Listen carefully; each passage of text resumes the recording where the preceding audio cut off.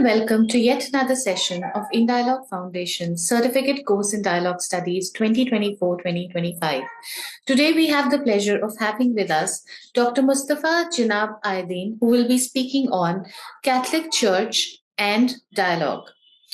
Dr. Mustafa Cenap Aydin is a co-founder and director of Istituto Tevere, a center for interreligious studies. He is also the academic coordinator at the International Institute Jacques Maritain, a center for studies on human rights, democracy, and civil society. He was born and raised in Istanbul, where he got his first degree in Sociology and Political Science at Bogazici University, Istanbul. Since 2004, he has been living in Rome. He studied at the Pontifical Gregorian University, Vatican, in the fields of Christian theology, interfaith studies, Jewish-Christian relations, Asian religions, and law and religion at the PhD program of LUMSA University in Rome. Furthermore, he completed a master's degree in third sector management, specialising in diversity and inclusion at the Pontifical University of St.Thomas, Vatican. Dr. Mustafa, you have up to 2 hours for the session. You may leave as much time as you like for questions and discussions. And as usual, I would remind all the participants to keep their cameras on during the session for making it more interactive. Sir, the floor is all yours. And we are very happy to have you yet again. I especially look forward to all your sessions. Thank you very much again for this invitation. Pragya and all friends, all friends from In Dialogue, congratulations for your great work. I really appreciate what you are doing for this last several years and engaging different people, from different backgrounds to promote interfaith and interreligious dialogue in your organization. Today, I will talk about the Catholic Church and dialogue.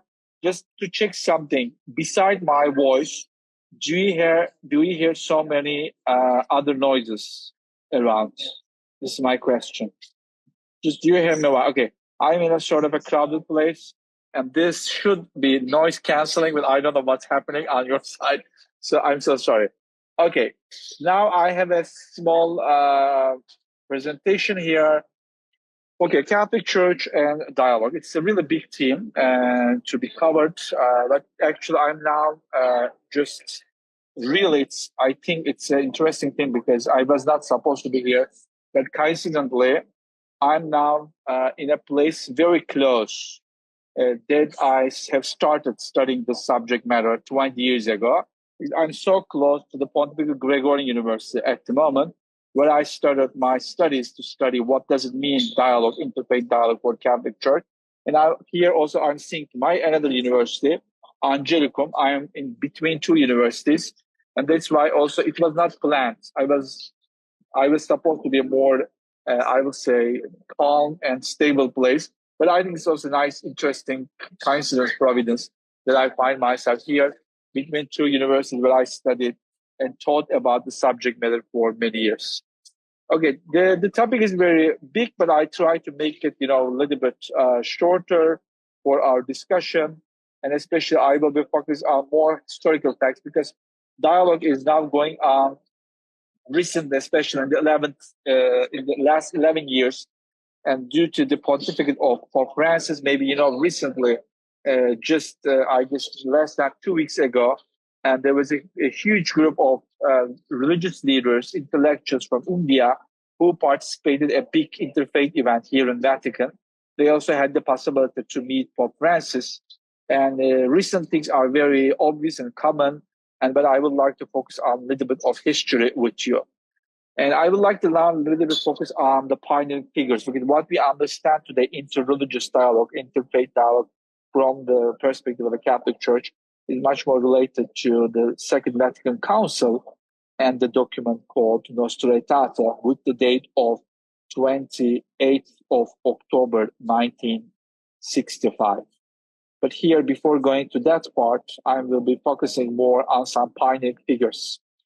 And the first pioneering figures, among all of them, but if we would really get deep into that, of course, for the Catholic Church, the first ever figure for dialogue is Jesus himself. Because if you look at the life of Jesus in Gospels, in all his relation with people around him, his effort to use a language which could be appreciated by different people from different religious backgrounds, ethnic, social backgrounds, and his engagement with people without really taking into account the actual social and cultural diversification, even discrimination in the society in which he is living. And that's why him and the first his apostles actually always being examples and inspiring models for Catholic Church and Christians in general, but also Jesus and the apostles being also holy people for Muslims and some other religions. Also, they can be considered as models for how to engage in dialogue with people from different cultural, religious, and social backgrounds. But we don't have time onto this focusing, and we are not, just more interested here doing the historical account of the scriptures and the life of Jesus and the apostles. Let's focus on a person which is not also very recent, but as you see, I will jump from Saint Francis, it's 13th century, then Saint Charles de Foucault, it's 19th century.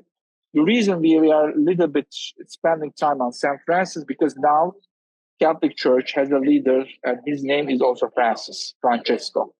And that means this Pope has been deeply inspired by the very example of Saint Francis of Assisi.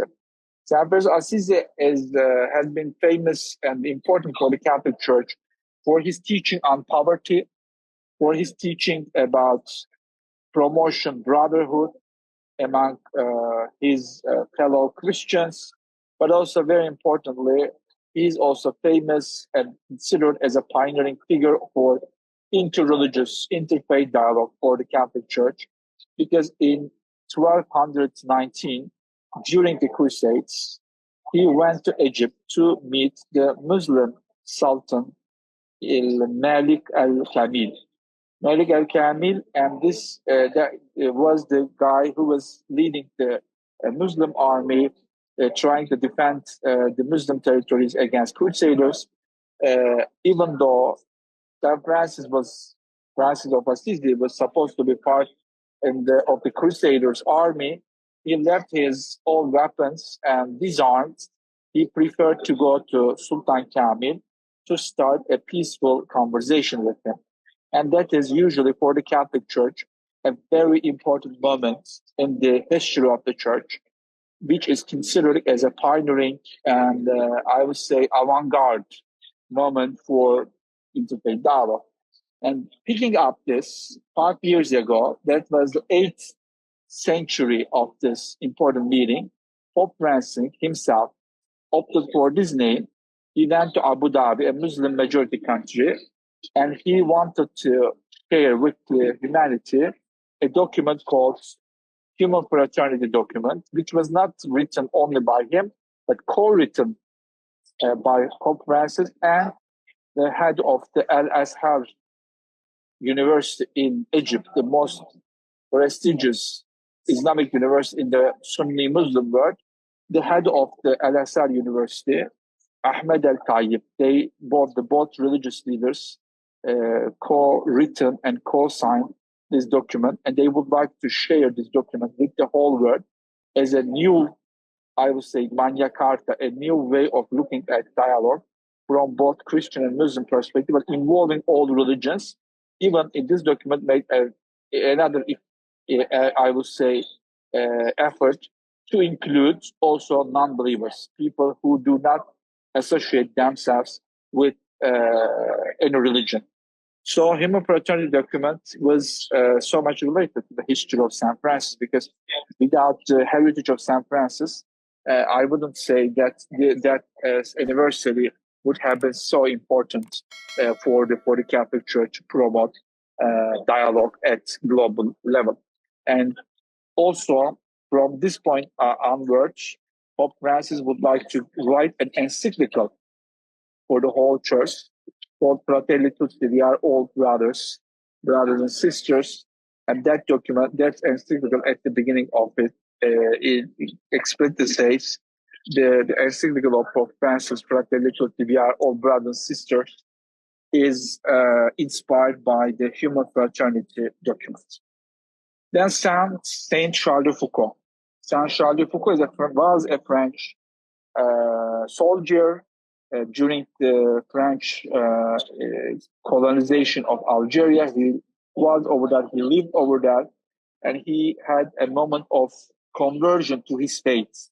I mean, he was coming from a French Catholic family, but he lost his faith in youth. But then, with all the desperation and the youth crisis, and he found himself again going back to his faith, living with some Muslim nomads, Tuareg, in Algeria, in the southern Algeria, and seeing these Muslim nomads living very piously their daily life, he would like to turn his life into a more pious and practicing Catholic.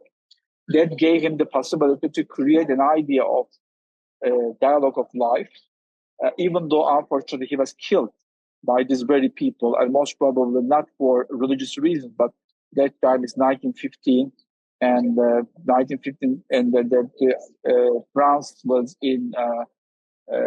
already in war, and in that war he was considered as someone just to be considered as enemy, etc.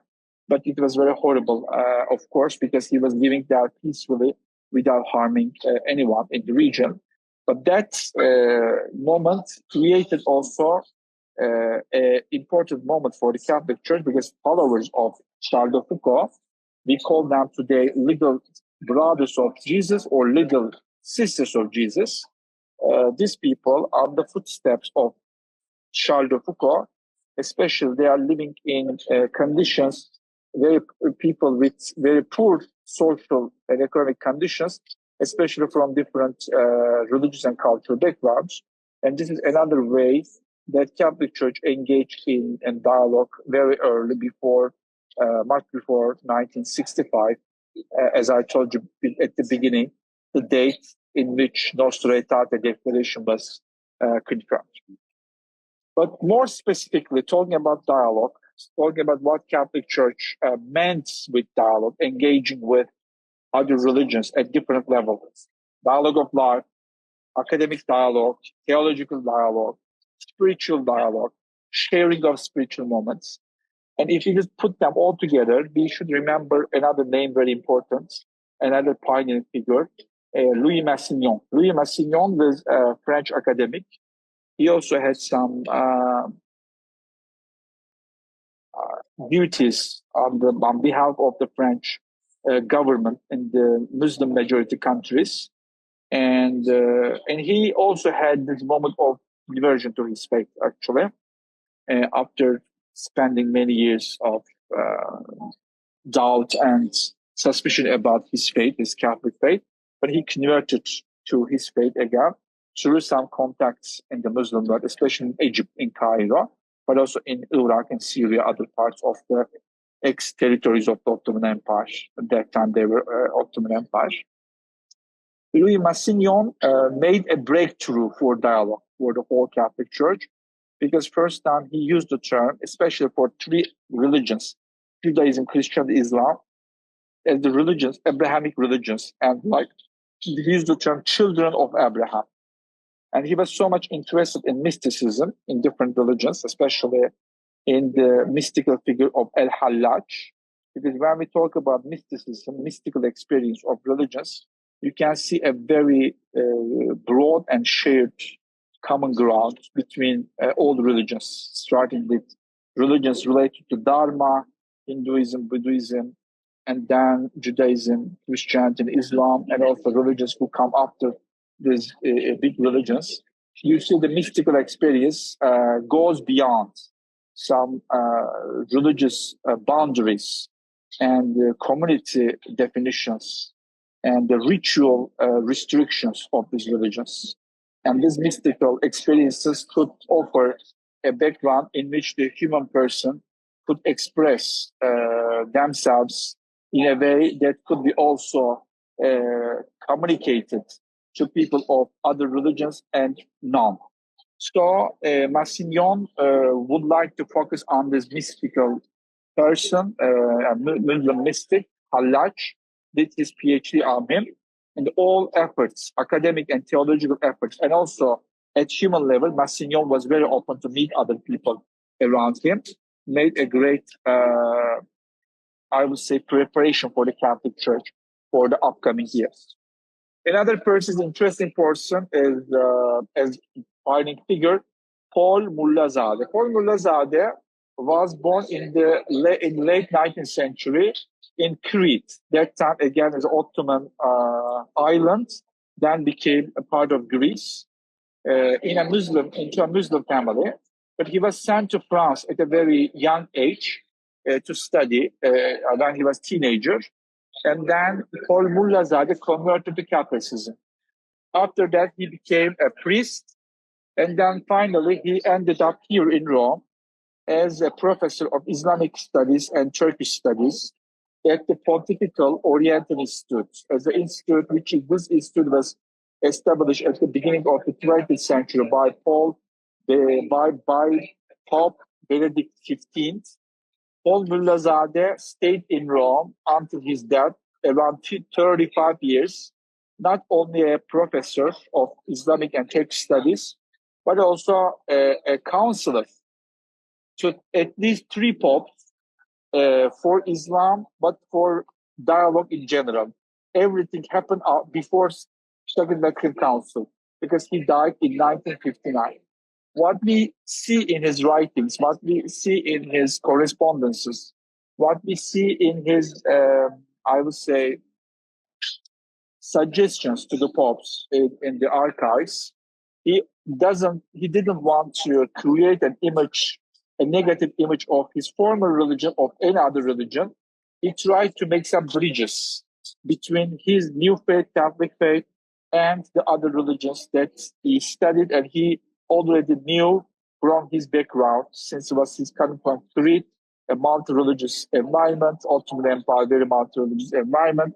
He wanted to create these bridges between the Catholic Church and these religions around the Mediterranean Sea. Last but not least, I have to very briefly talk about some religious orders in the Catholic Church who were specializing on studying other religions. Religions of Dharma, related to Dharma, religions which are present in Middle East, like Judaism, Islam, and other religions. First of all, Jesuits, Jesuit order, Society of Jesus, Dominicans, Franciscans, Pomboniani, and White Fathers. But I put this just 3 points because there are several of them. They are most important now because they establish study centers. They send their experts to countries in which these religions are in majority, and they learn the languages. They publish extensively about these religions. Sometimes people just ask the question. I'm asking the question: to what extent these studies were related to missionary work or dialogue work? In the 19th century, dialogue was not, I would say, the theme maybe so much discussed by the orders, but arriving to 20th century, arriving the age of the Second Vatican Council, Nostra Aetate means, it's a Latin word, the document started with Nostra Aetate, means in our time. In 20th century, these studies were much more focused on promoting interfaith dialogue rather than missionary work or getting to know more about people so that they can just be evangelized and Christianized. But 20th century witnessed a big change also in how this interest of the Catholic experts in other religions transformed. Here, before Nostra Aetate, and today I'm not getting coffee as I used to do every day. For your presence, I get some tea today with you. So it's another intercultural thing I would like to share with you. Okay, before Nostra Aetate, let's focus on 2 people because they were the popes of Second Vatican Council. We changed radically the approach of the Catholic Church towards other religions. And that actual event of Second Vatican Council started officially the very commitment of the Catholic Church to dialogue. And this is the first St. John 20 Church. The original name is Angelo Giuseppe Roncalli before he became Pope in 1958. Because he was, as Roncalli, he was representing the Holy See, Vatican, in Bulgaria, Turkey, Greece, France, and then he became the Patriarch of Venice. Because Bulgaria in between 20 to 35, Turkey 35, Turkey and Greece 35, 44, and then after 44 he was posted to Paris as Nunc Apostolic, representative Pope, and then subsequently he became the Cardinal Patriarch, the Archbishop of Venice. Why I just put all these locations? Because in these locations he had a great experience knowing the differences. Bulgaria, the Orthodox, in Turkey, Muslims, Orthodox, Jews. Since it was between 1935-44, he helped so many Jews who were escaping from Nazi territories. That time, Bulgaria, Greece were also under invasion, and he helped out so many Jewish people when he was the apostolic delegate in Istanbul, issuing for them false baptism documents, baptism certificates. And in France, it's a very secularized city that time in Paris. He had the great opportunity to dialogue with people who have no association with religions. So, and then last but not least, Venice being historically the most multi-religious city of the Italian peninsula, because the Republic of Venice had a different approach towards religions, very different from the official teaching of the Catholic Church. That's why they had always Jews, Armenian, or Greek Apostolic Armenians, Greek Orthodox, in the island Laguna, if you have ever been there. Even in the Turkish inn, Fondaka de Turkey, they allow 2 mosques in that, and a Turkish bath for ritual bathing for Muslims in the island. And that's why his experience in 60s, even though there was, in 50s, even though the Republic of Venice didn't exist anymore, it became a part of Italy, but it had all this heritage shared by the today's city. And why is he very important? Because the whole idea of Second Vatican Council, which really started the very opening of the Catholic Church towards dialogue, towards interreligious collaboration engagement, started with this Pope. When he became Pope in 1958, people around him and the whole world, Catholic world especially, expecting him to be a transitional Pope. He was old, he was sick, and as you see, he was only Pope for 5 years. So they never expected a huge change in his papacy, in his pontificate. But he made a huge decision, and he started Second Vatican Council. That means the worldly global meeting of all bishops around the world to review some positions of the Catholic Church, especially obviously at the doctrinal level, not on the practical level. So with that, Pope John XXIII, starting with the Second Vatican Council, one of the themes he was so much keen of that was how to reconcile with the Jewish people, because so many Jewish people thought that Catholic Church did not do enough, did not actually play her global ethical role during the Shoah, during the Holocaust. One of the persons very crucial, important from the Jewish community, Jules Isaac, as a French Jewish man who lost all his family in Auschwitz concentration camp, tried to make with very lots of challenges and difficulties. At the end he reached out to Pope John XXIII, and he explained him that the Catholic Church had to change her teaching about Jewish people so that no one could again create some hatred based on this anti-Judaic, anti-Semitic ideas. Pope John XXIII welcomed this idea, and he started and encouraged the bishops to write the document Nostra Aetate. While they were discussing Nostra Aetate, bishops from India, bishops from other Southeastern Asian countries, bishops from Muslim majority countries, they said, okay, that's a good move. We really appreciate it, but also we are coming from countries in which there are huge, big religious communities. And if we make a document only with one religion, and it could not be considered as Catholic. Catholic means, as you know in Greek, global, universal. So, and also they decided to involve other world religions like Hinduism, Buddhism, and Islam.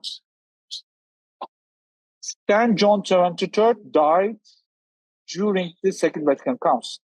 So a new pope elected, the Cardinal of Milan, Archbishop of Milan, Giovanni Battista Montini, and he picked up the name Paul VI. And during the Second Vatican Council, this is very important. This, as you see, the last line, we don't have time. I encourage you to read this, not very short, but sort of a short book, document, encyclical Ecclesiam Suam, because before the conclusion of the Second Vatican Council, before the last confirmation of Nostra Aetate Declaration, St. Paul VI published his encyclical Ecclesiam Suam, focusing on the term dialogue. But if you look at the original text, because all the original text of the Second Vatican Council and the encyclicals of the popes are written in Latin. And the Latin text of Ecclesiam Suam doesn't use the Greek term dialogue, that means dialogos, through the word, but it uses the Latin term colloquium, conversation, to talk, to be in conversation with someone or with some group of people. And in this encyclical, he made a very, I would say, detailed definition of what does it mean colloquium, translated into other languages dialogue. And I would like to just mention here some experts of Paul VI or Second Vatican Council are not happy with this translation. They say colloquium does not mean dialogue, but it is another topic we cannot really discuss here.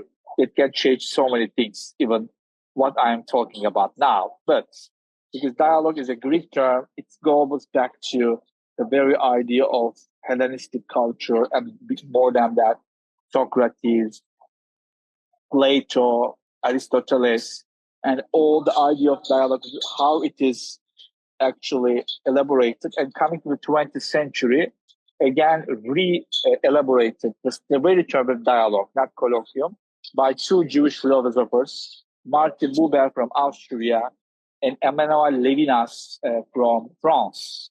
And they both focus on the very term dialogue, because in French the term exists as dialogue, dialogue interreligieux, and which is also used by other French scholars that I mentioned beforehand. But here, colloquium. And if you would like to really get more from this session that we are doing now, I strongly advise you to go to any website, especially the website of the Vatican. You can find this Ecclesiam Suam, starting with the original one, Latin, several languages, English, German, Spanish, whatever. St. Paul VI in 1964 not only published Ecclesiam Suam, but also he started a very important institution, the Secretariat for Relations with Non-Christians, which became, in 2 decades, a Pontifical Council for Interreligious Dialogue. Now, with Pope Francis, it again changed the name almost 2 years ago, Dicastery for Interreligious Dialogue, of which the president and prefect, the new name is prefect, of which the prefect recently died last 25th of October, Cardinal Miguel Ayuso. He was a Spanish priest, cardinal, and he was also part of the Convoniani order that I mentioned beforehand as one of the pioneering groups which paved the way for interreligious dialogue towards Nostra Aetate. And this organization with actual name, Dicastery for Interreligious Dialogue, started in 1964. So this year is also the 60th year of the foundation. Why it's important? We can discuss about how the popes talk about dialogue. What does it mean, dialogue, for the Catholic Church?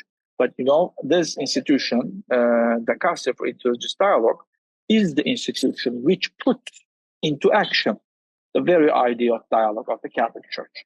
The recent conference a few weeks ago happened here in Vatican with a huge participation from India, intellectuals and religious leaders from India, from different religious backgrounds, also organized by the very Dicastery for Interreligious Dialogue. St. Paul VI, last but not least, signs the last version of Nostra Aetate, and let's come to now Nostra Aetate. Okay, Nostra Aetate signed at the end after many years of discussion, starting the draft with St. John 23rd. Going and on, we see in the archives how they discuss what terms they would like to change and redevelop, etc. But we arrived at the last version with St. Paul VI, and in which, I'm sorry, I just got a little bit, and I would like to try to also read for myself, because here I think I have a small problem. Just I have to make it small here. Okay. Now, let's read some part of number 1. Number 1 is the general considerations. Nostra number 1 says, man expects from the various religions answers to the unsolved riddles of the human condition, which today, even as in former times, deeply stir the hearts of man. What is man? What is the meaning, the aim of our life? What is moral good and what is sin? When suffering, and what purpose does it serve? Which is the road to true happiness?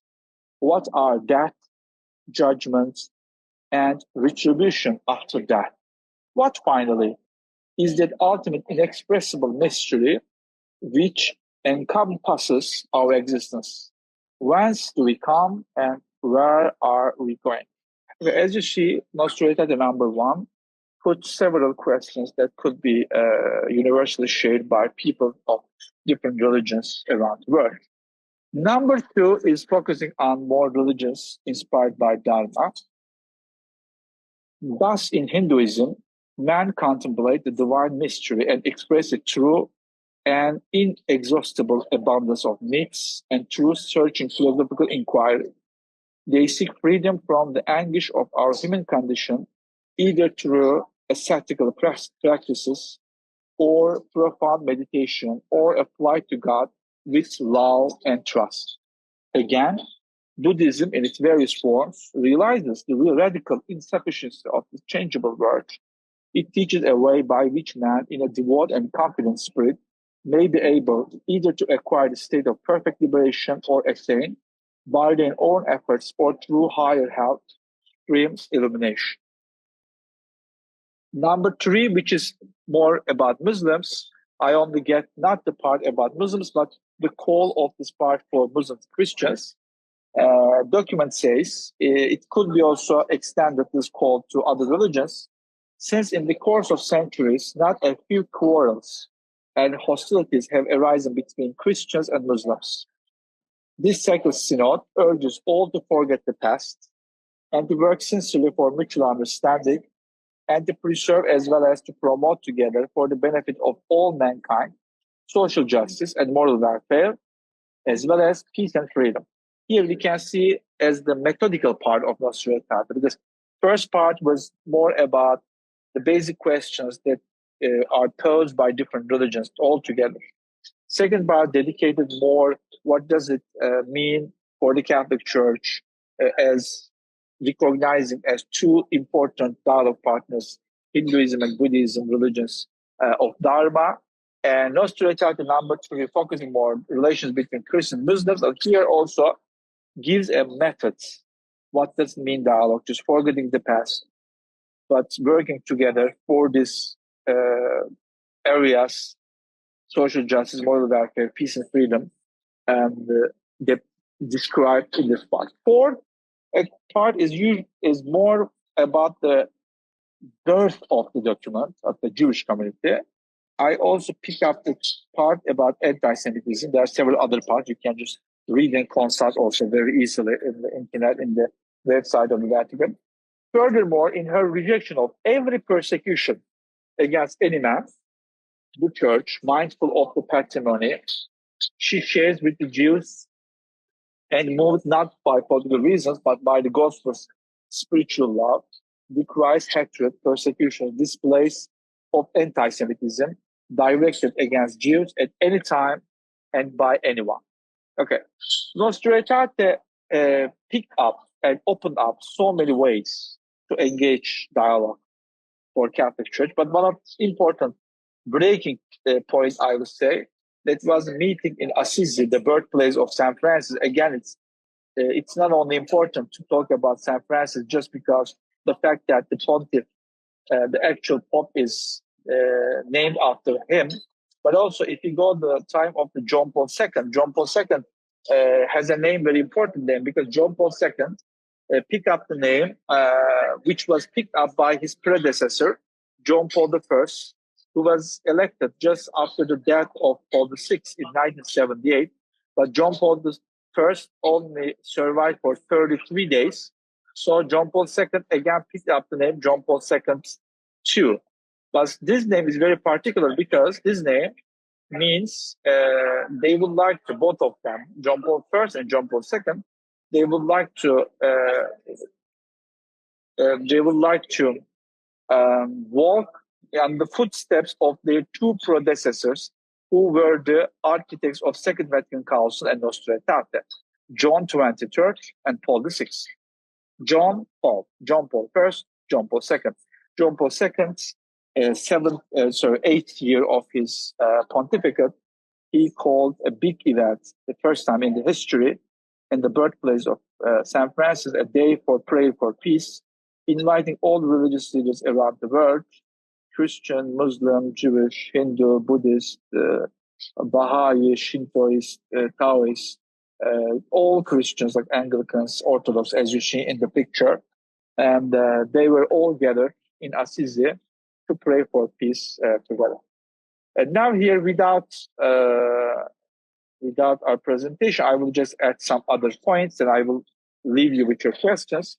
Spirit of Assisi, as we call it, is going on with annual meetings. That is the pivotal moment for the Catholic Church each year for interreligious dialogue. They organize this every year in a different city, could be Sarajevo, New York, Istanbul, whatever. But furthermore, and after John Paul II, Pope Benedict XVI and Pope Francis, in their own styles, of course, because Pope Benedict was a theologian, his interfaith engagement was more at theological level, not more practical and grassroots level. Pope Francis, coming from a pastoral background and having spent so many years in Buenos Aires as a priest and then the bishop among people, meeting so many people from different religious backgrounds, he had a more pastoral and grassroots level style of dialogue.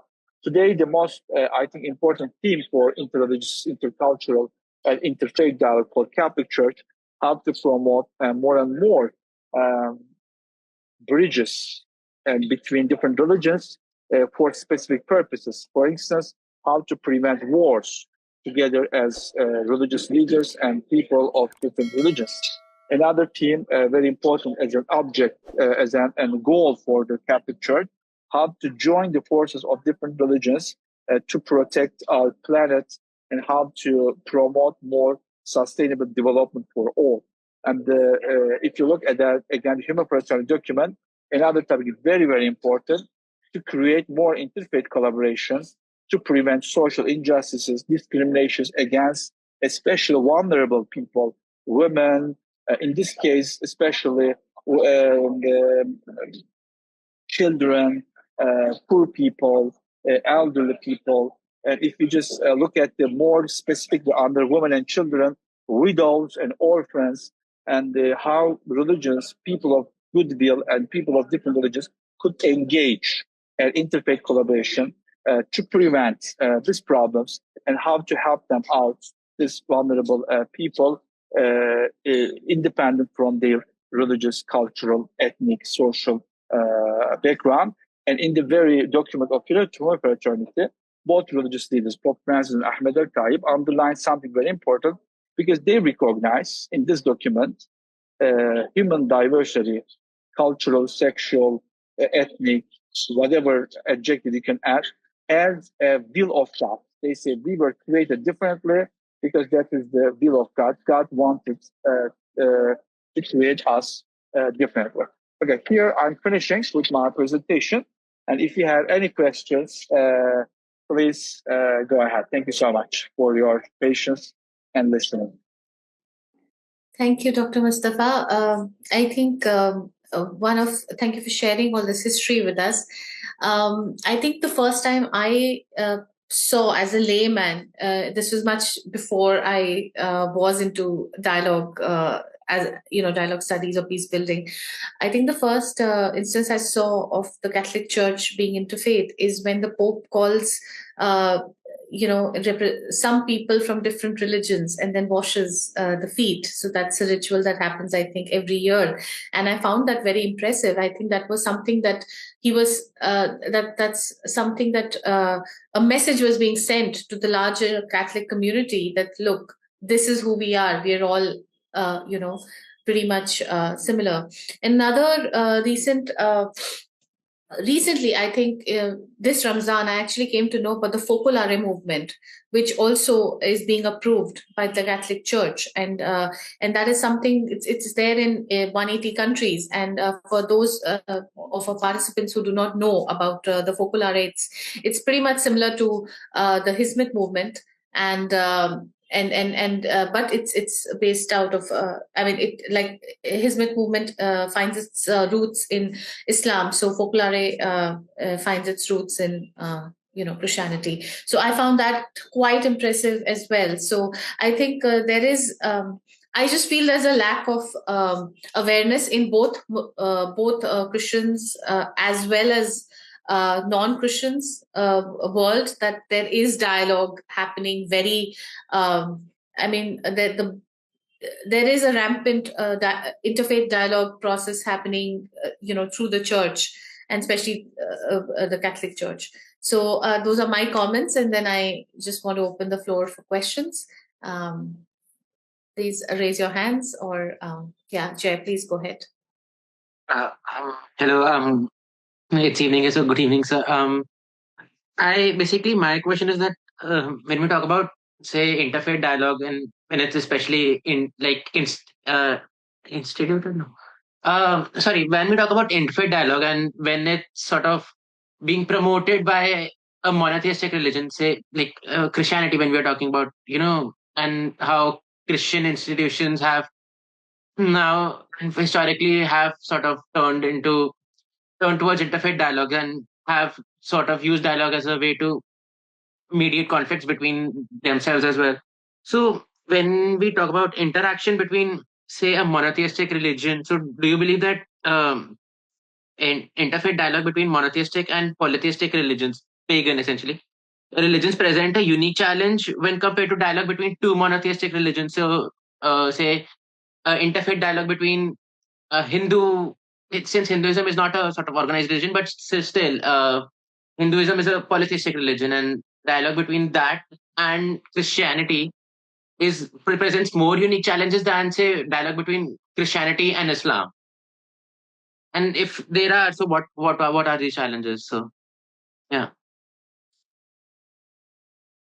Should I answer the question immediately, or should I wait to pick up also another question?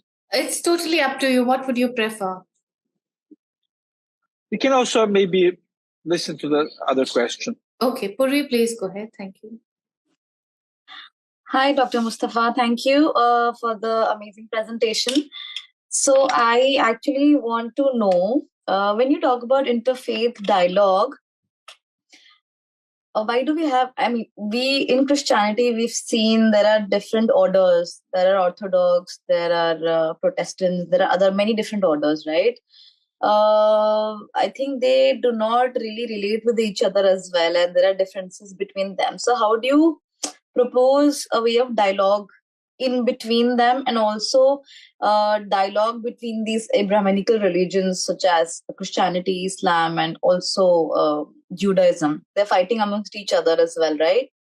And I'd just like to say here, I happened to visit Rome and I happened to go and see the Church of Capuchins. There was an order of Capuchins, I guess. I think you'd be able to tell better. And I happened to see the church that preserved all the bones there. They'd gotten all the bones from their catacombs and, crypts. It was eerie, yet very interesting. And I got to know, if I'm right or wrong, please correct me, that actually, I think the order of Capuchins was replaced by another order.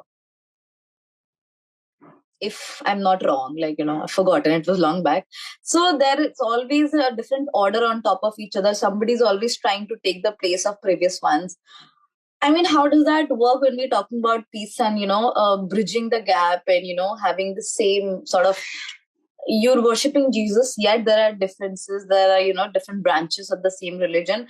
Also, from this Abrahamical religion, there are different religions separating. And then there are all, obviously non-Abrahamical religions.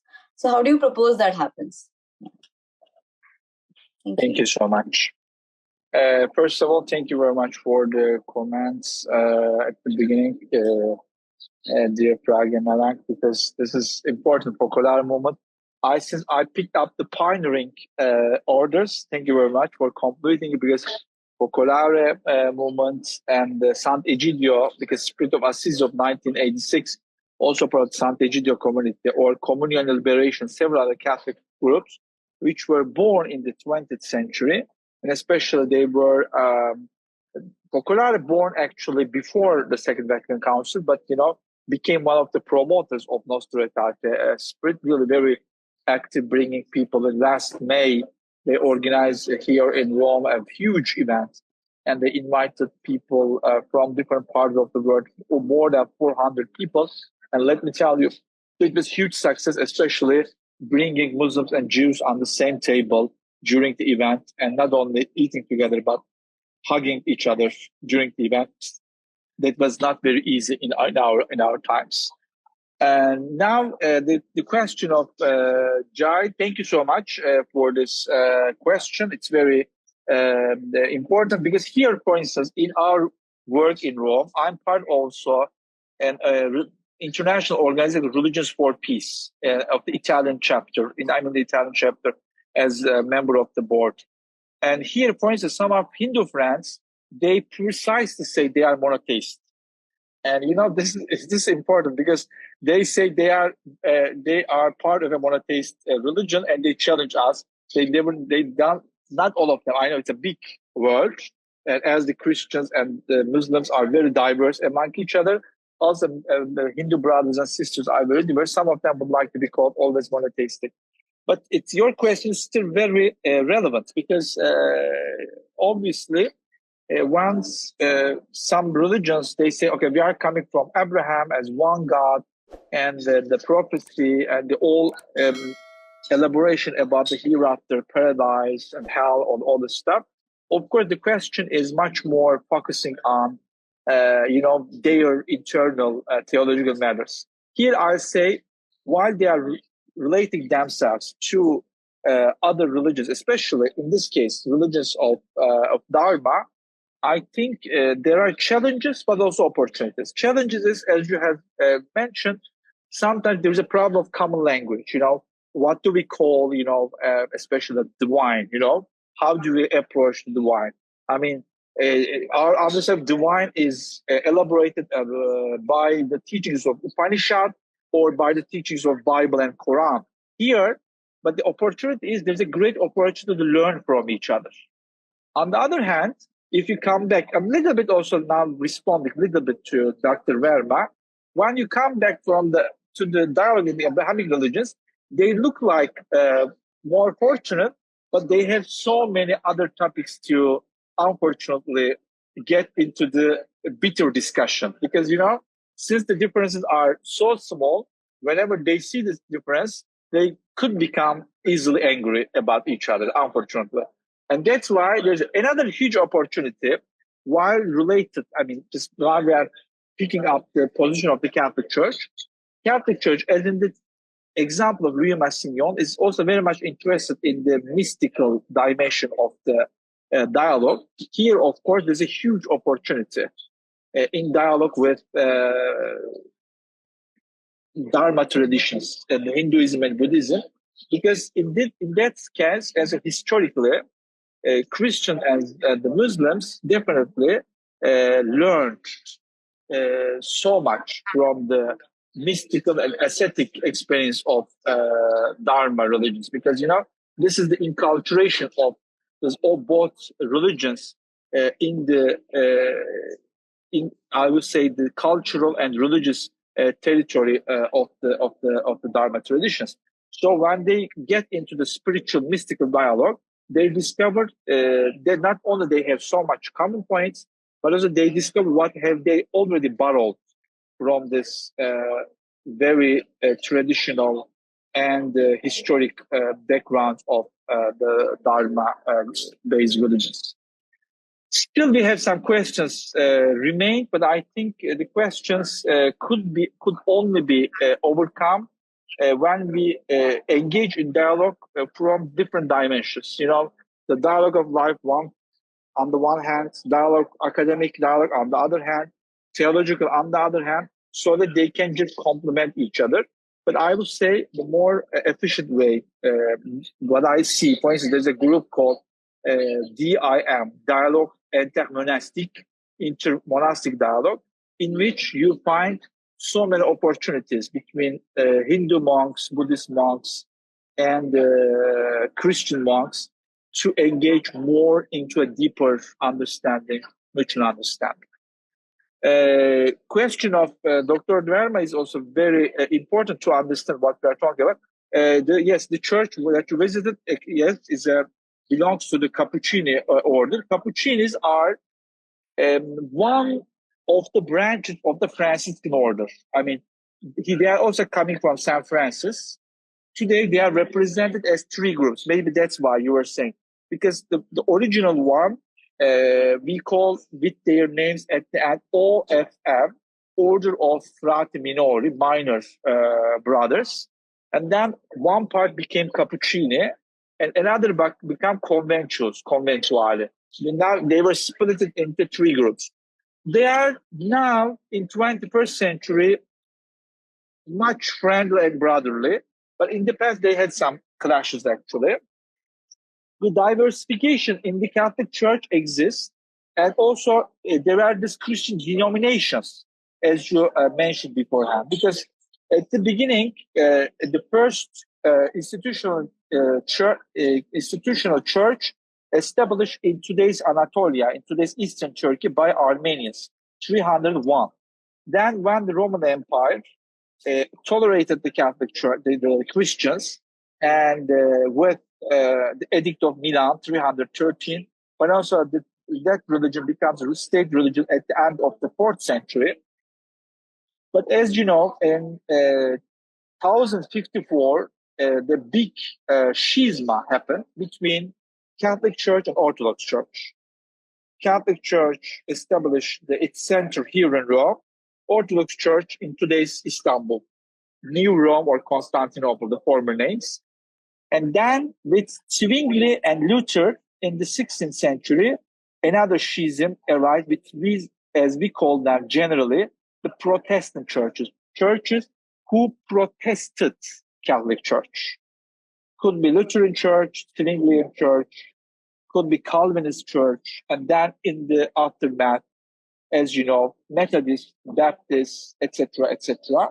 Anglican Church, not a real Protestant church, but also they also split it from Rome because Henry VIII would like to remarry, that was not acceptable by papacy, etc. So also England had established their own church. These differences, especially among the Christian denominations, meaning that Catholics, Anglicans, Orthodox, Baptists, Methodists, are not very easy, and there's a specific name for their dialogue. I didn't mention today. Thank you very much for raising the question. because I use the term interreligious, interfaith, intercultural, but the adjective for this dialogue is intra-religious or ecumenic dialogue. Catholic Church uses the term ecumenic dialogue to indicate her relation with other Christian denominations. And for this, they have a different department, different dicastery. It's called Dicastery for the Promotion of Unity among Christians. It is not in the dicastery of interreligious dialogue, it's a separated.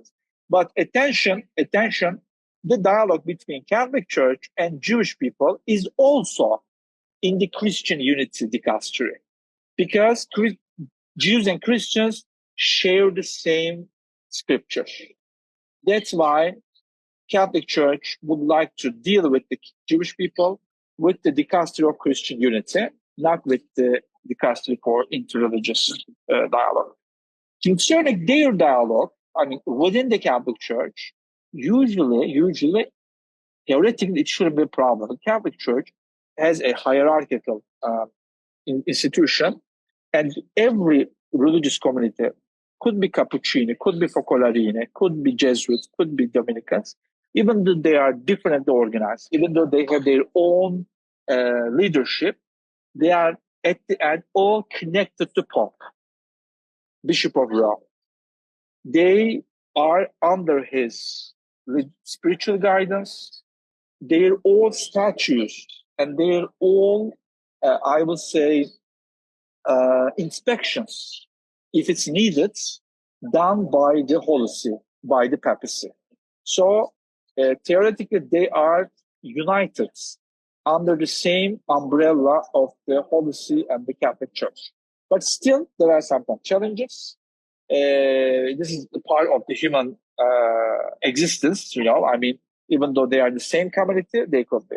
Concerning the Abrahamic, a little bit I answered that, but concerning the Abrahamic part, for instance, even for that, within the Catholic Church, even though there is this huge appeal of Nostra Aetate, there is a dicastery for interreligious dialogue at global level.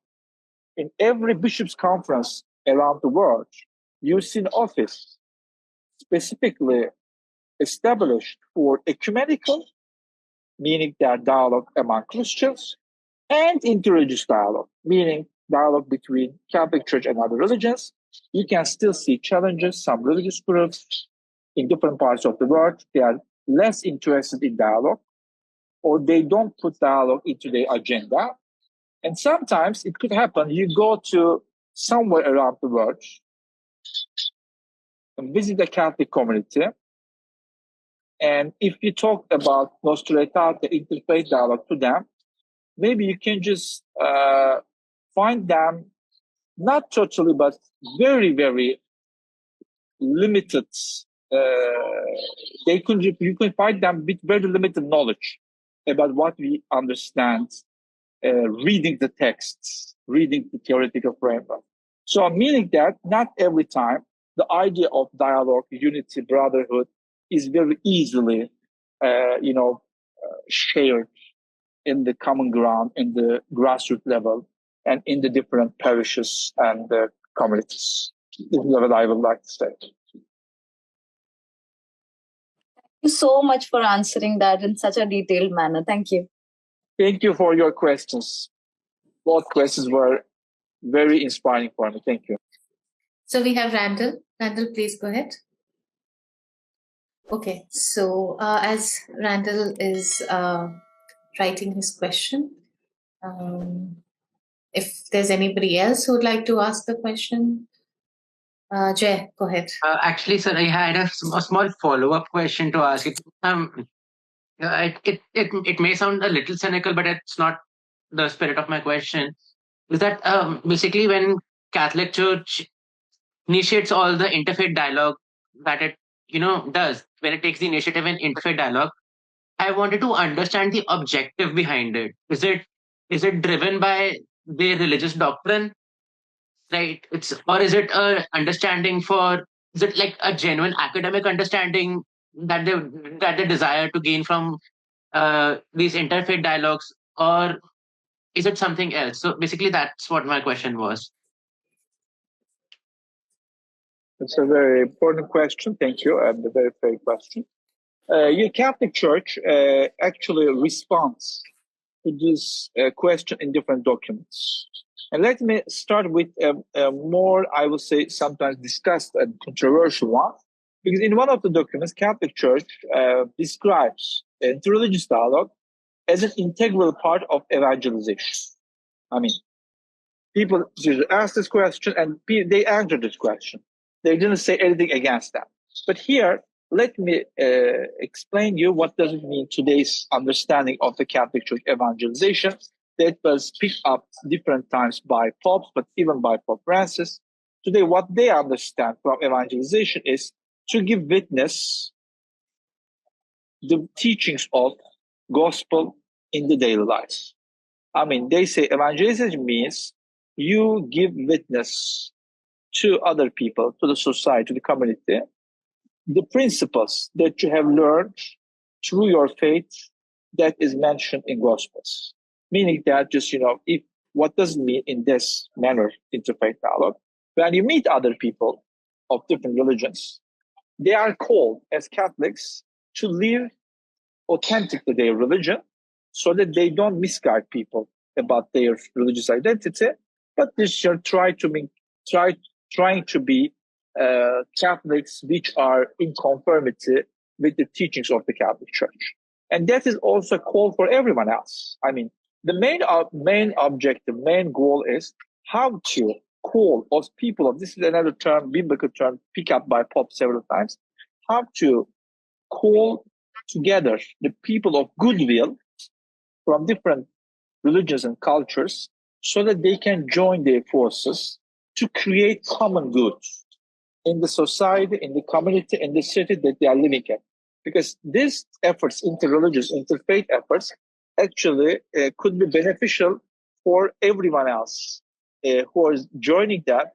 Because if they really join together and if they learn from each other, what are the similarities, differences, similarities to overcome the prejudices and to join their forces. Differences, not to offend each other, so that they can create just once they can, go beyond this phase of learning each other, mutual understanding, then they can go to a second level. That was, for instance, mentioned in the Nostra Aetate number 3, that seemed a call for Muslims and Christians, but for everyone else. They can work together for some common problems of the humanity. Social justice, moral values, freedom, and peace. So the main objective, how to create times and spaces, an environment in which people who have different religions and cultures could work together, not only for their well-being, but for today is a very interesting day. I have totally forgotten that. Today is an important day, not only, of course, everyone knows 1948 Declaration of Human Rights, but also today is another date important what we are talking about. That is the date of the confirmation of the last document of the Second Vatican Council, 10 December 1965. Catholic Church, the Second Vatican Council, confirmed the document called Dignitatis Humanae. Dignitatis Humanae is a document which talks about, here I'm writing, you can find it also very easily on the internet, which is about religious freedom. Because one hand, Nostra Aetate, the promotion and the encouragement of interfaith dialogue. Dignitatis Humanae completes it, because Catholic Church in this document, after many centuries, first time, just 60 years ago, recognizes the right to religious freedom for every human person, underlining that the right to religious freedom is intrinsic for every human person just because of their dignity, of their being human, and that being human, having their human dignity. Why is it important? While we talk about dialogue or interfaith engagement, interreligious relations, the question is, are we always equal in this relation? Are all of us have the same rights to choose our faith, to live our faith, to change our faith, to live our faith individually or collectively, to live our faith in our places of worship, in the public sphere, in our households. That's why in my other teaching environments, I always put them together, and this is the term I make is NADH, Nostra Aetate Dignas Humanae. There is another adjective is coming, intertextual dialogue. Sir, but isn't thank you for your detailed explanation, but from my what I understood here is that it's a very secularist, that something that baffles me here is that it's a very secularist sort of position coming from what is ostensibly a religious organization, right? This is sort of thing that you read in state constitutions, right? When secular state, yeah. So that's something that baffles me. That how does that this secularist sort of perspective and understanding comes from a religious organization? Yeah, it's a good observation, because all these challenges actually started in 19th century.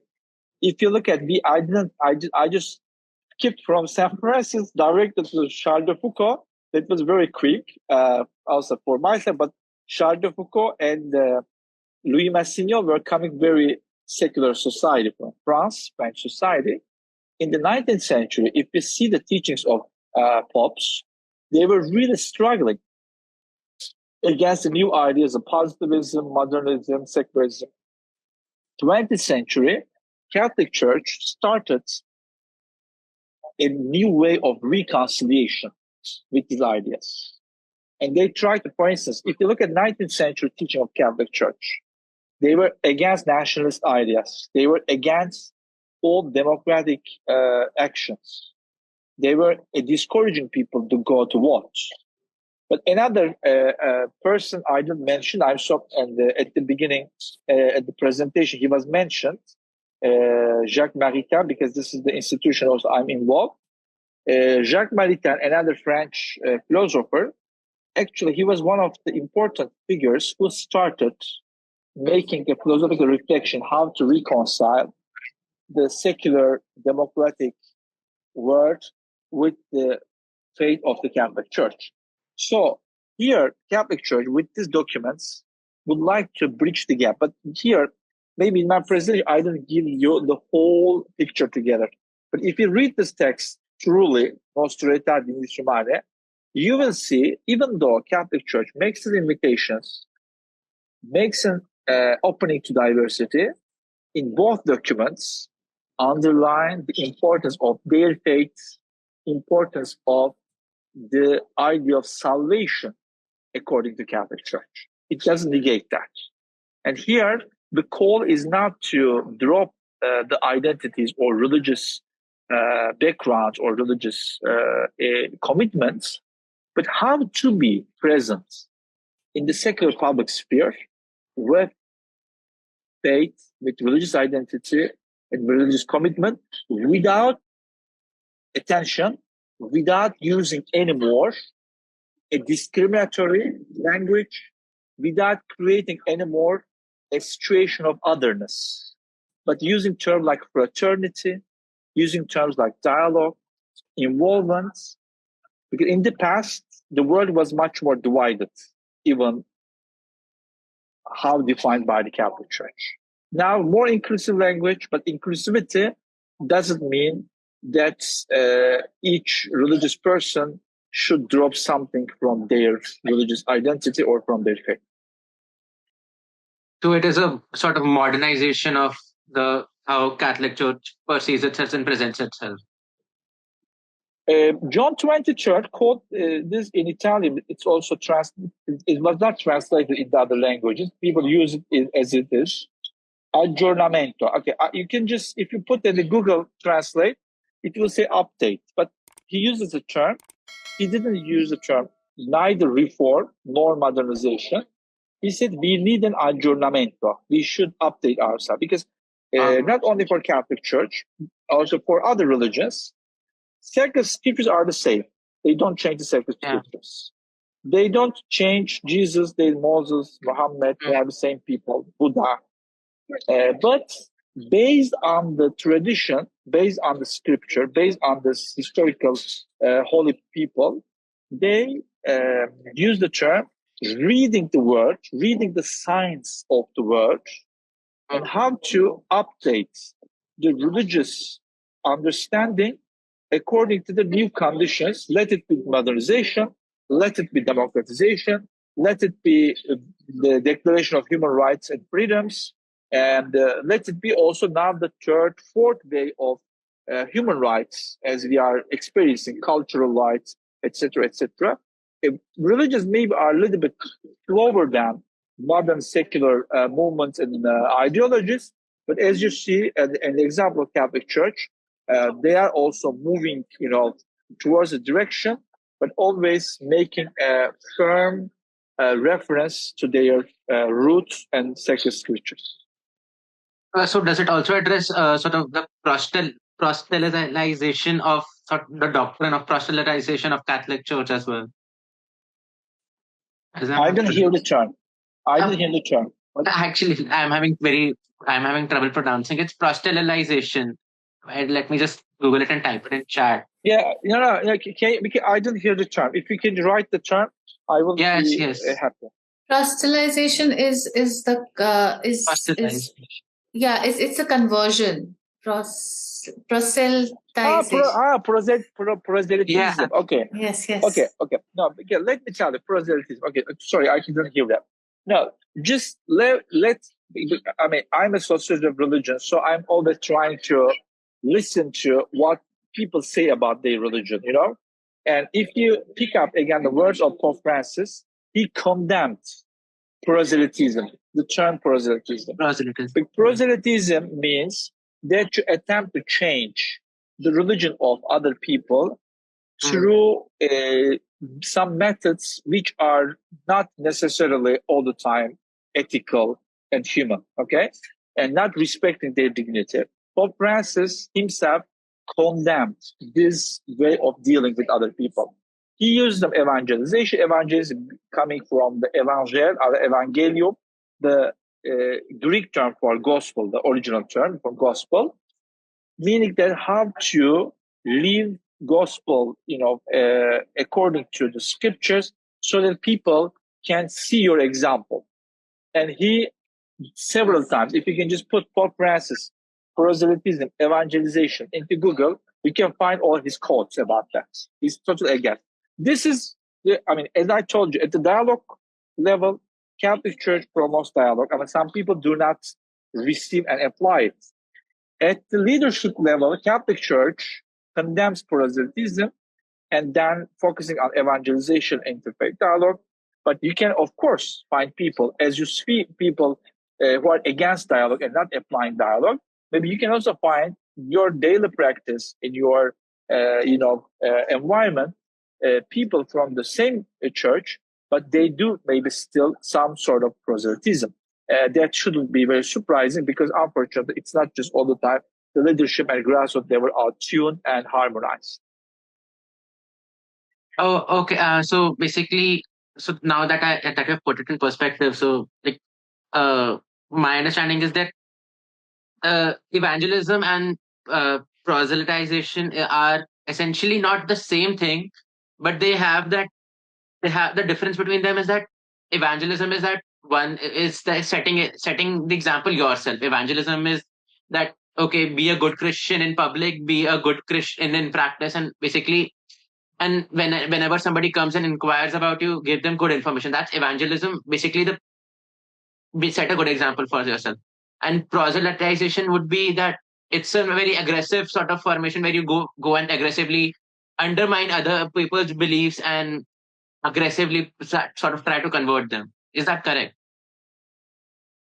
You got it correctly. Yeah, that's it. Yeah.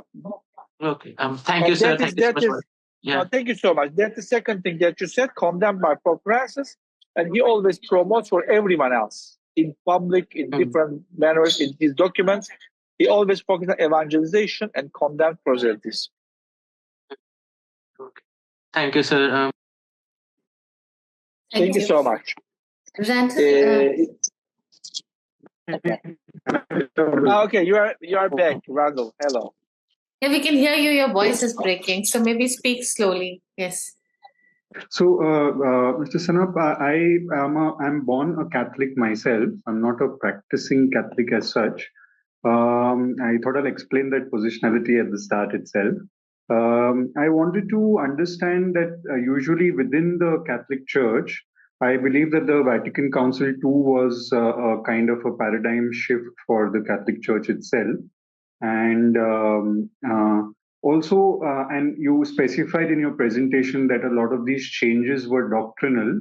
And the further discussion with Jay and with Purvi also, I realized that there is this gap between what is doctrinal and what is then followed as living tradition within the church, both by the clergy as well as by the laity. So this gap is something that is not really addressed. I mean, you can see that most of the Christians now are in the global south, but we have a pope from the global south maybe about 60 years after the Vatican Council too. So, and now the Pope is talking about a certain idea of, I mean, not just now, I think in the Vatican Council too, there was an idea of social justice itself. So, is there a kind of a positionality that the church itself kind of makes clear about this gap between doctrine and practice? One. And is there a kind of a move, just like certain states now that have been colonized, there's been a demand for reparation for colonization. There is a kind of a colonization of the mind that was in a way done by the church itself. So is there a move towards writing some aspect of historical injustice, or what you might say epistemic injustice by the church? Or is it right now the position is just on social justice itself? Ronald, thank you very much for these questions. Really very inspiring and very related, what we have discussed. Thank you just for your great attention, so that you just actually find a good bridge to your reflection. Yes, I mean, this gap is actually so much discussed also within the church. And the Catholic Church is a very big institution, and the religion, it's especially if you look at the very nature of religions, it's really one of the slowest institutions for change, because they have so many dimensions, rituals and clergy practices, and how to educate children and the catechism, etc. So I would say 60 years is very, very small amount of time to expect a big change for every aspect of the church for this. I mean, not only for, as you can see, not only for dialogue, can be just focus here on dialogue, but as you said, this paradigm change, sometimes they call it the Copernican revolution, what happened in the Second Vatican Council. It's changed so many things in the Catholic Church, starting with the language of the liturgy. I mean, formerly, 6 years ago, everything was Latin. I mean, it was totally irrelevant, to celebrate the Mass with the local language. So it has also a big change. Not only the language, but language also changes the practices of the very religion. So I think we should be a little bit more patient, to see a change. And of course, as you see, like the secularization processes always are accompanied by the desecularization processes. The same is happening also sometimes in the Catholic Church. I mean, there is a huge interest in towards the interfaith, interreligious dialogue, but also there are some groups who would like to get back, and they are critical about the, I would say, dialogue dimension of the Second Vatican Council crisis. And that's why I think this is something that we should really observe still, to what extent we can just really under. But, as we have seen recently, the synod recently finished, and also the other internal discussions of the Catholic Church. Even I read some documents of the bishops' conferences, Italian, German, French, etc. The debate is very actual, and people would like to really do more about that. And when I visit the Catholic schools or Catholic parishes, I usually find some leadership. They are very interested in accelerating this change, and that's why I'm very, I would say, giving the time dimension. I'm still very, very optimistic and positive for the future, for the Catholic Church, and for the partners of the Catholic Church in dialogue. Concerning the second question, well, I mean, yeah, this is a little bit, more complicated because, just how, I don't know, how can I just put into the correct language? Because, the thing is, well, maybe can you just repeat it in one sentence? Because I don't want to respond incorrectly, because maybe I didn't understand some part. Because if you rephrase it, because I have an answer, but before answering it, I would like to be sure whether I really got your question well. Yeah. There is, in the document that you shared, there is social justice that is mentioned. Yeah. And genuinely, I do believe that with Pope Francis, there is a push both towards social as well as climate justice to a certain extent. So, there is an understanding, there is dialogue on that aspect, and I genuinely feel it's a representational thing as well, where the church has finally elected a pope from the global south. But the nature of colonization from most of the global north of the global south, and how it was so hand in glove with the church and religion, and in fact that is what led to a separation in the form of Western secularism. So there is an idea of a lot of historic injustice that eventually led to maybe the formation of liberation theology and various other aspects. There are Indian versions of that as well. So I'm wondering, within that aspect, is there a move, just like states which have now at least begun certain dialogues on reparations, especially to indigenous communities, where they at least have begun to now apologize in a particular way. So I'm wondering if there is a certain move within the church to acknowledge this historic injustice, one. And then because of the nature of how religions are also, at least in that sense, proselytizing religions are other religion eaters in a way. So I think that there is also an epistemic injustice beyond the historic injustice that is propagated. So this is a two-part question in that sense. Certainly, you need to address one to address the next in a particular way. So I was wondering if there's a move or a kind of a positionality that the church expresses, at least doctrinally, towards this kind of a thing.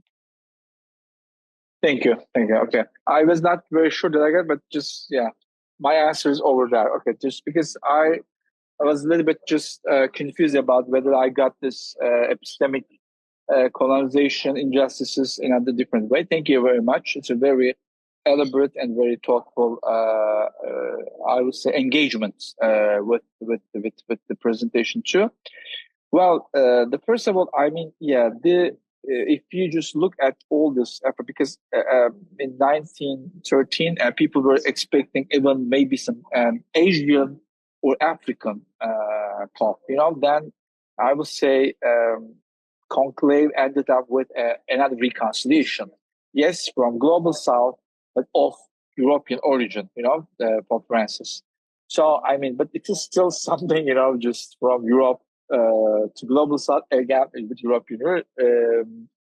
Let me give you an example. The experience of Pope Francis is very particular, actually, because in 2015, for instance, he recalled the 100th year of the Armenian genocide, and some people just kind of shocked it, because in the US context, usually the Western leadership are very sensitive and diplomatic not to offend the Turkish version of that.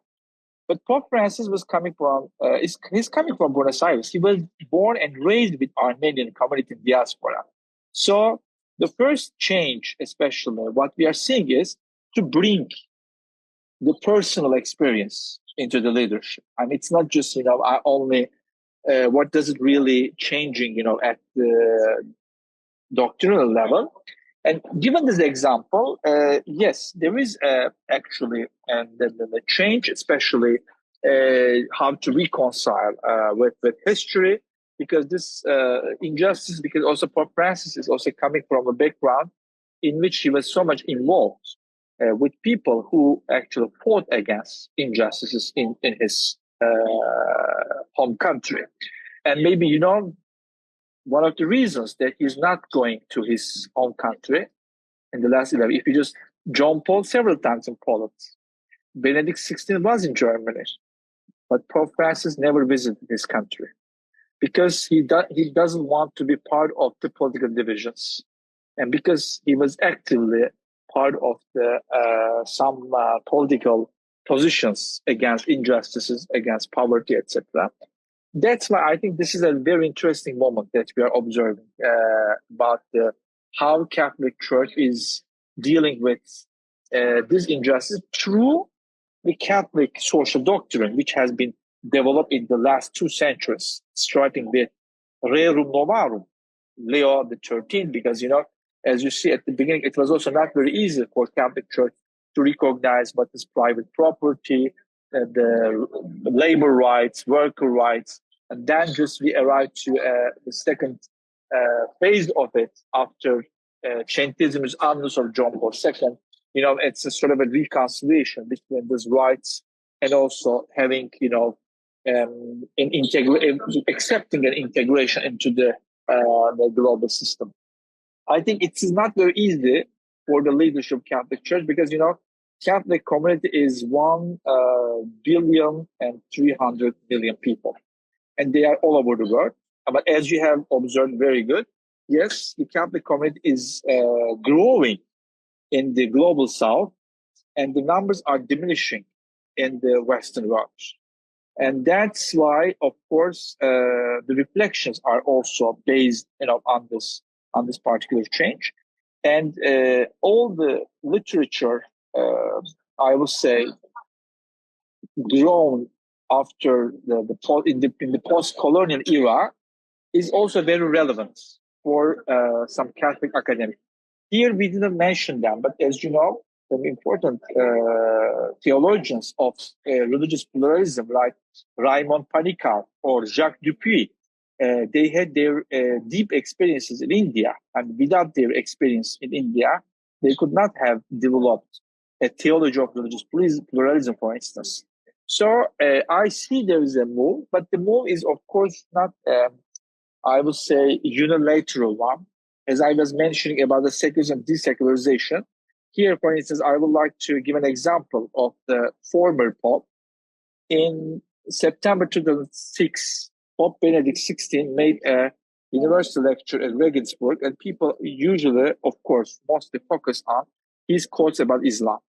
And those quotes were very controversial about Islam.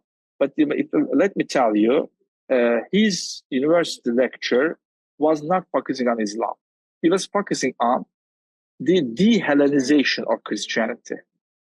He warned people, because you mentioned the liberation theology, he warned people around him, theologians, saying that now Catholic Church has been challenged by these new forms of inculturations, let it be in Asia or in Latin America or in Africa, which are actually not in harmony of the birth of Christianity, which was born and grown as a religion within a Hellenistic milieu. And that's why Pope Benedict, as a very European Pope, was so much worried and concerned about this de-Hellenization. So I think, but these concerns are valid from his point of view. But as you see now in the Catholic Church, the huge debate is going on, of course, how to find a way to apply. Because I think Catholic Church has a great opportunity, because by definition, it is a religious but universal message. Catholic meaning universal. So it is a duty of the Catholic Church how to inculturate herself into different cultures. As you can remember, Matteo Ricci, when he was in China centuries ago as a Jesuit, he was condemned by his inculturation. Now he's praised by his way of inculturation into the Chinese culture and civilization.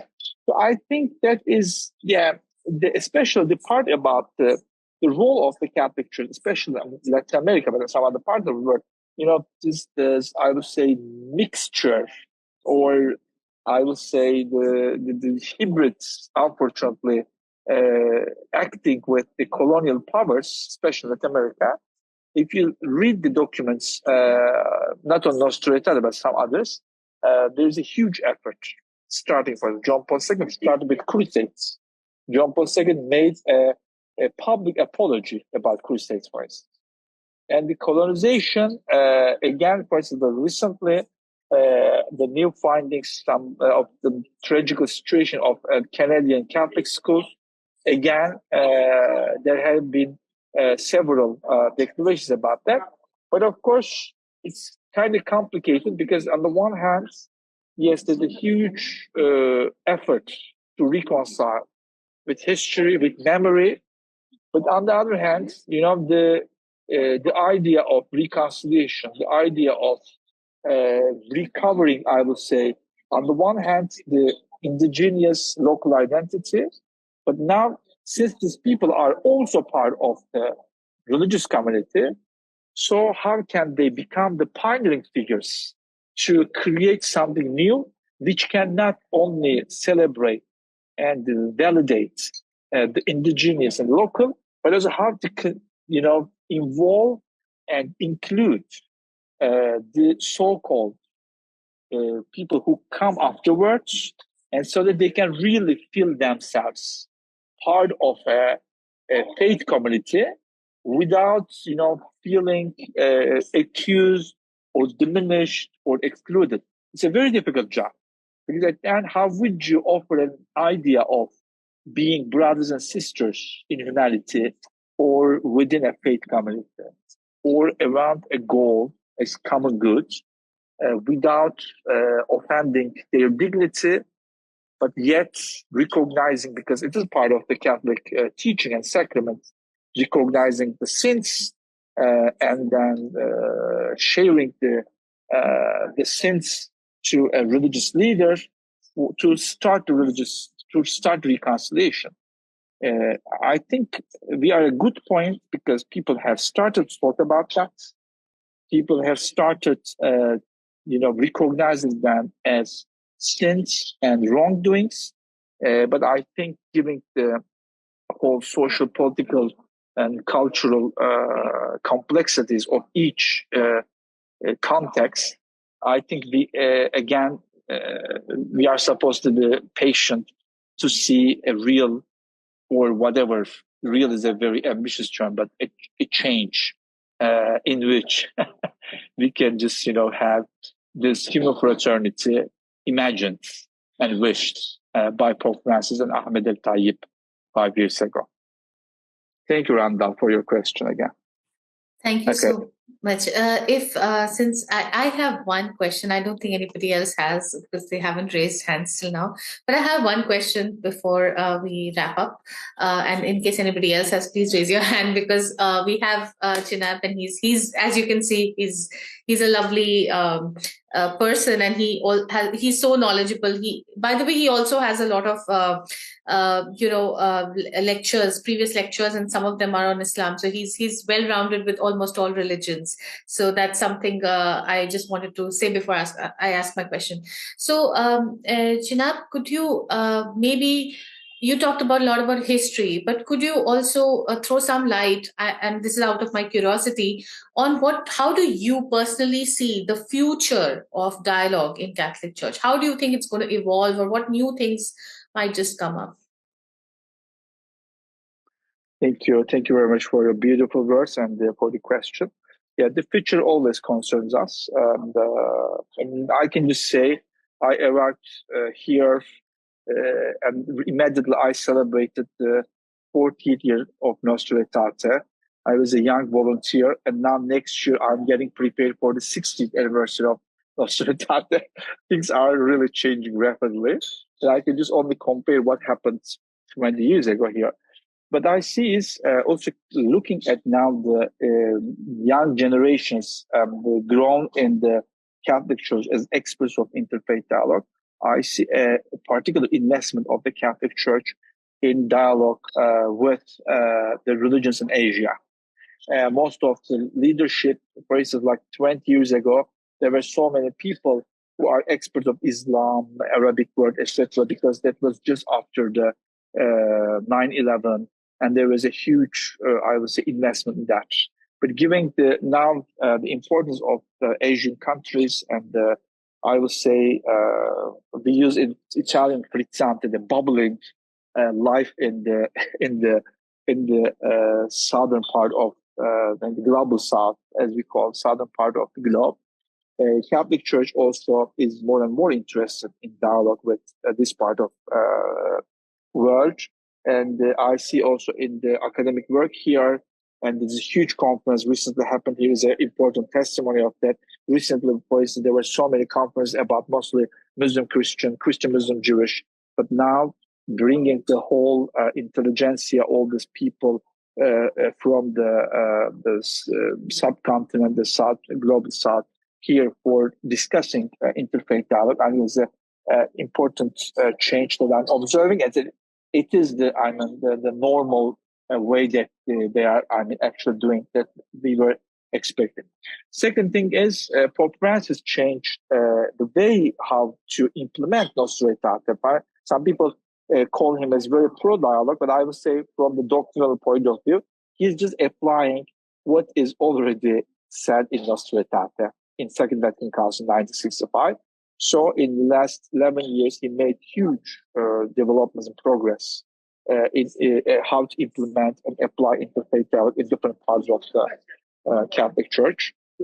I see also recent developments in this big universities of the Vatican, Gregorian University, Angelical University, even the Santa Croce University, which is a university founded by the Opus Dei order community of the Catholic Church.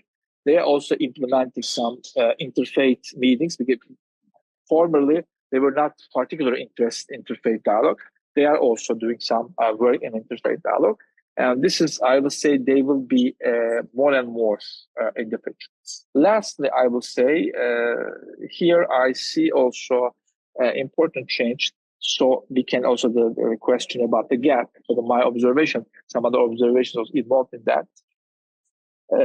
Here, there is also work through this movements of the 20th century, like Focolare movements, like Sant'Egidio community, and many others, how to actually get the idea of dialogue into very daily life of parishes, schools, and the community meetings. And here I will say the communities like Focolare movement, Sant'Egidio, and some more others, they actually are critical to bring, to build this bridge between the Catholic leadership, Catholic doctorate, and the daily life of Catholics with others.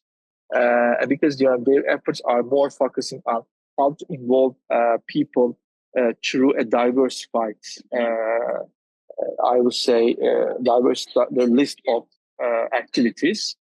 And in one of these points, I would say just also in the European funded projects, we experienced it recently. And here in Rome last month, we organized the third symposium of Proton Project, the protection of places of worship of three Abrahamic religions. For Roman case, we would like to extend our approach to diverse religions. We established an interfaith council, and we had not only Catholics, Muslims, and Jews. We included also Hindu representatives, Buddhist representatives, Sikh representatives, and Baha'i representatives. And also when we were discussing with our partners, with our Catholic partners, Jewish partners, and we also decided not to, leave our participants being in Rome just in the conference hall, visiting just synagogue, mosque, and churches. So we decided to bring them to a local Buddhist temple, a local Hindu temple, and local Baha'i center. And that really enriched our vision, because I think that will be, again, also for the Catholic Church, for other religions, but especially for this case, since I'm in Rome, for the Catholic Church not to stay only within the nice and very well organized conferences, but how to reach out people, and in their place of worship, how to listen to them, how to understand them, and how to reconnect them in the daily life, in their daily practices. All right, thank you. And do we also have any dialogue of Catholic Church with the atheist groups or something? Does that happen actively? Yes. There's a interesting project about that. That's called Courtyard of Gentiles. I just translated now from Italian. That started with the former prefect of the Dicastery for Culture, Cardinal Ravasi, but it's still going on with Father Antonio Spadara, who was actually director of the Civiltà Cattolica Journal. Catholic Church reaches out to atheist people, agnostic people, people who are from the world of art, literature, who are not interested in religion, but they are interested in creating art, literature, and cinema to promote social cohesion, more human understanding. And there are also several activities of the Catholic Church to involve these people from non-religious backgrounds through art, cinema, movies, and literature.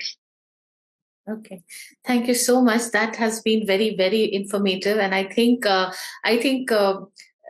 our participants are really happy. I can see the way they've interacted. They will go back knowing more about dialogue in Catholic Church, and probably be able to talk about these aspects in the larger community, and implement their own works, and invite the Catholic representatives to sort of remind them about the history and how things were, so that and involve them more in dialogue in their communities in India. So thank you so much. I don't see any more questions, Dr. Aydin, but it's always a pleasure to hear you. And I think we all at In Dialogue are waiting for your visit to India, so that we can have an offline lecture with you. So that's my hope. Pleasure is mine. I'm looking forward to visiting you in India. Really. Hope to see you soon, and thank you again for this amazing and really informative, loaded with information, knowledge, and perspective session. Thank you again. Thank you.